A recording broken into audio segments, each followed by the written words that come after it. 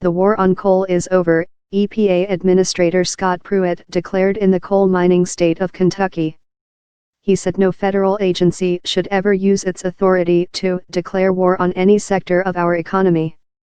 For Pruitt, getting rid of the Clean Power Plan will mark the culmination of a long fight he began as the elected Attorney General of Oklahoma. Pruitt was among about 24 attorney generals who sued to stop President Barack Obama's push to limit carbon emissions. Closely tied to the oil and gas industry in his home state, Pruitt rejects the consensus of scientists that man-made emissions from burning fossil fuels are the primary driver of global climate change. In his order Tuesday, Pruitt is expected to declare that the Obama-era rule exceeded federal law by setting emissions standards that power plants could not reasonably meet. While cheering the demise of the Clean Power Plan as a way to stop the bleeding, McConnell conceded most of those lost jobs are never coming back. "A lot of damage has been done," said McConnell, a Kentucky Republican. "This doesn't immediately bring everything back, but we think it stops further decline of coal-fired plants in the United States, and that means there will still be some market here." Obama's plan was designed to cut U.S. carbon dioxide emissions to 32% below 2005 levels by 2030. The rule dictated specific emission targets for states based on power plant emissions and gave officials broad latitude to decide how to achieve reductions.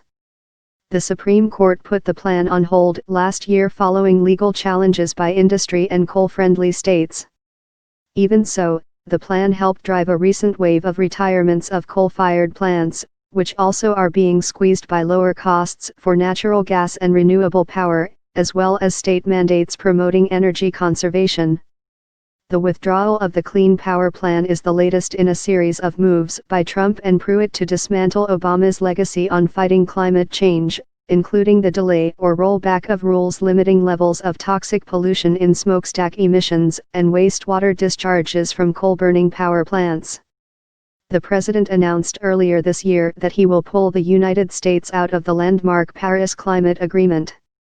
Nearly 200 countries have committed to combat global warming by reducing carbon dioxide and other greenhouse gases that contribute to global warming.